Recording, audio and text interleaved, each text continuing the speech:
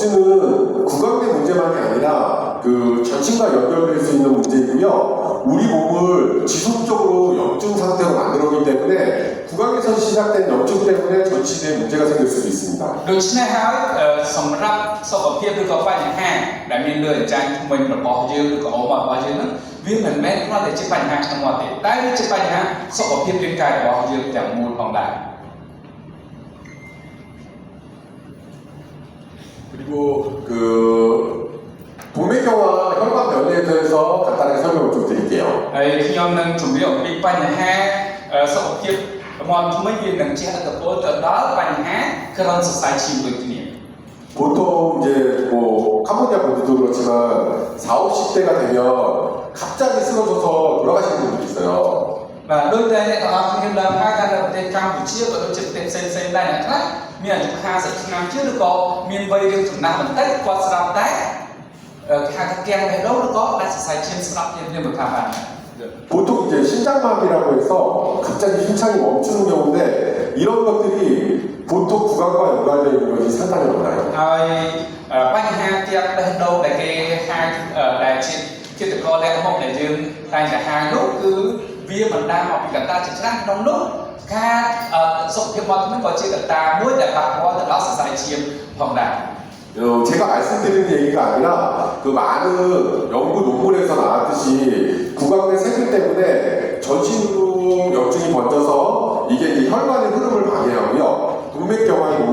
위험을 높여서 심혈관 질환을 일으킬 수 있는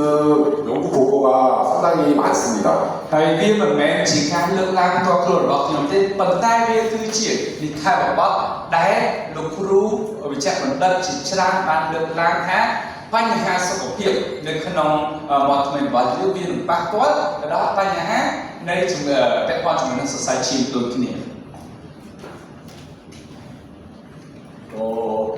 그다음에 제가 당뇨와 이제 그 구강과의 관계에 간단히 설명드리면 បាទអញ្ចឹងមួយទៀតនោះគឺបញ្ហាសុខភាពមាត់ធ្មេញវាពាក់ព័ន្ធជាមួយនឹងជំងឺទឹកនោមផ្អែមដូចគ្នា 잇몸병이 심해지면 그 만성 염증 상태로 혈당 조절이 좀 어려워지고요. 당뇨가 있으면 잇몸병도 악화되고 성후 악순환을 일으킵니다. តែអញ្ចឹងសម្រាប់អ្នកដែលមានលើសជាតិស្ករក៏ដូចជាអ្នកដែលមានដំណាក់កាលនៃជំងឺទឹកនោមផ្អែមនៅពេលដែលមានបញ្ហាដំបៅឬក៏រលាកនៅក្នុងអូរមាត់គឺវាជាបញ្ហាដែលធ្វើឲ្យអ្នកជំងឺទឹកនោមផ្អែមទាំងនោះជួបនៅគេហៅថាផលលំបាកខ្លាំងមែនទែន 그 구강과 우리 당뇨와 서로 영향을 주냐면 혈당이 높아지면 세균이 더 잘 번식하고요. 면역력이 약해져서 염증에 취약해지고 상조 회복도 느려지고 구강 건조증이 잘 생겨요. បាទអញ្ចឹងបើសិនជាអ្នកដែលមានសារធាតុស្ករលើសនៅក្នុងឈាមឬក៏មានជំងឺទឹកនោមផ្អែមប្រចាំកាយគឺសារធាតុស្ករនោះវានឹងធ្វើឲ្យការចម្លងមេរោគពីតំបន់ដែលរលាកនៅក្នុងក្រអូបមាត់យើងទៅកាន់រាងកាយកាន់តែច្រើនហើយធ្វើឲ្យសុខភាពប្រព័ន្ធភាពសរបស់យើងចុះខ្សោយហើយរាងកាយយើងទាំងមូលនឹងទទួលរងនៅការពីលុកអំពីមេរោគជាច្រើនដែលមាននៅក្នុងខ្លួនយើងដូចជាស្រេចផងដែរ 잇몸병이 건강에 미치는 영향을 제가 간단히 설명을 드릴게요. ហើយខ្ញុំនឹងជម្រាបអ្នកនរគ្នាដោយសង្ខេបពាក់ព័ន្ធជាមួយនឹងថាតើសុខភាពមាត់ធ្មេញវាសំខាន់យ៉ាងណាចំពោះសារពាង្គកាយនិងអវយវៈនៅក្នុងរាងកាយរបស់យើងទាំងមូល 이것은 뭐 제가 경험담이나 이런 게 아니고 많은 그 여태까지 연구 결과나 보고된 자료에 의해서 간단히 이제 설명을 드릴게요. នេះវាមិនមែនជាបទពិសោធន៍របស់ខ្ញុំទេប៉ុន្តែវាគឺជារបាយការណ៍គឺជាសារព័ត៌មានក៏ដូចជានិក្ខេបបទដែលបានសរសេរទុកពីអ្នកជំនាញសុខភាពមាត់ធ្មេញផងដែរ 그 잇몸병이 그 뇌졸중이나 글씨가 한글이라서 잘 모르실 수 있는데 뇌졸중이나 혈관성 치매, 심혈관 질환, 당뇨병, 뭐 리마티스 관절염 그리고 그 임신 부위 뭐 조산 위험도 상당히 높을 수 있습니다. អញ្ចឹងសុខភាពមកថ្មីគឺវាប៉ះពាល់ជាច្រើនបើសិនជាខ្ញុំនិយាយអំពីបញ្ហាសង្គមទី1ប៉ះពាល់ជាមួយនឹងសរសៃឈាមខួរក្បាលប៉ះពាល់ជាមួយនឹងជំងឺបាត់បង់ការចងចាំប៉ះពាល់ជាមួយនឹងជំងឺសរសៃឈាមបេះដូងហើយក៏ប៉ះពាល់ជាមួយនឹងក្រពះជាមួយនឹងអ្នកជំងឺទឹកនោមផ្អែមហើយជាមួយនឹងអ្នកដែលមានជំងឺសន្លាក់ក៏ដូចជាអ្នកដែលចាប់ផ្ដើមមានគភ៌ផងដែរ 구강이 잘 관리가 되지 않으면 치매나 알츠하이머가 상당히 높은 비율로 더 발생할 수 있고요. 아까 말씀드렸듯이 심장에 마비가 올 수 있는 심장마비가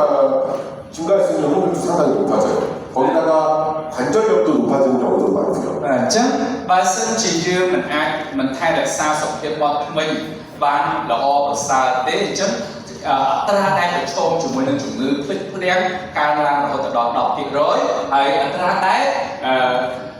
មានជំងឺដែលសរសៃឈាមក្នុងខួរក្បាលជំងឺសរសៃឈាមគឺកើនឡើងរហូតដល់ 3.5% បន្ថែមទៀតទៅលើស្ថានភាពជាក់ស្ដែងរបស់យើងហើយសម្រាប់ជំងឺសន្លាក់ដែលមានស្រាប់នោះវានឹងឡើងទៅដល់ 7% ដែរនោះ 보시다시피 구강염증은 전신 염증과 연결이 돼 있어서요. 구강 질환이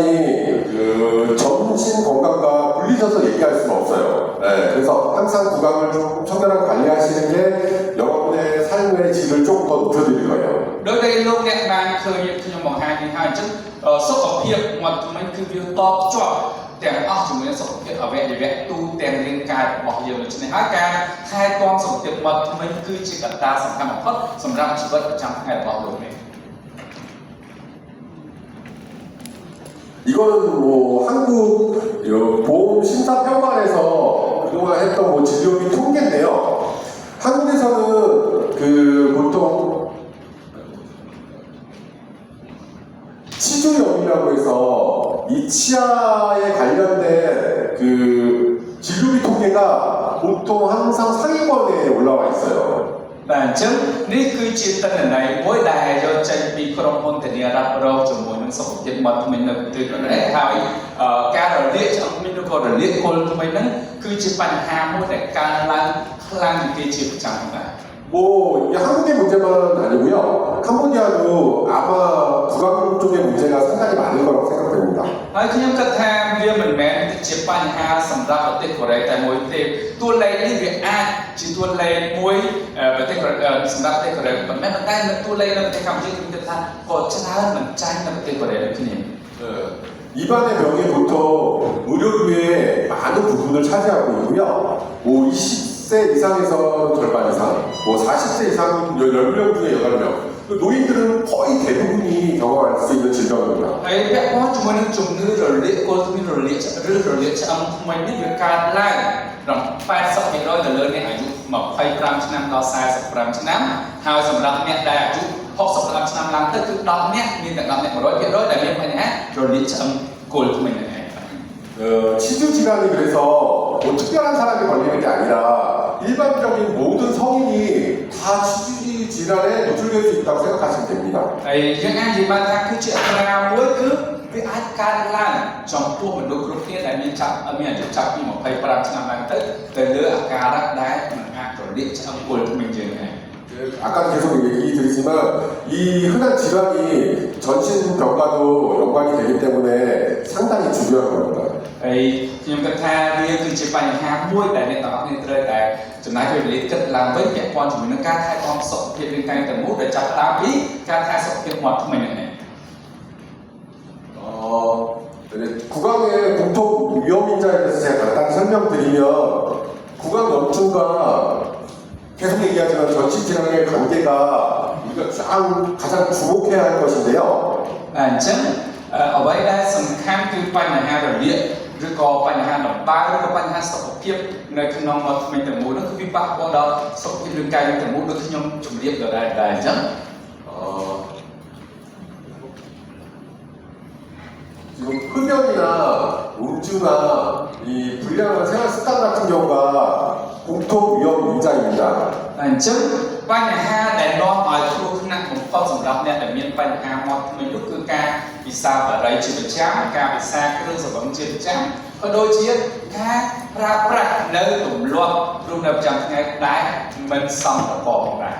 그 흡연은 뭐 잇몸 혈류도 감소시키고요. 면역 기능도 저하시키고 심혈관이나 폐질환 위험도 높습니다. អញ្ចឹងពាក់ព័ន្ធជាមួយនឹងការជប់បរិយគឺវាមានបញ្ហាច្រើនមែនទែនគឺទីមួយប៉ះពាល់ទៅដល់ប្រព័ន្ធប្រសាទ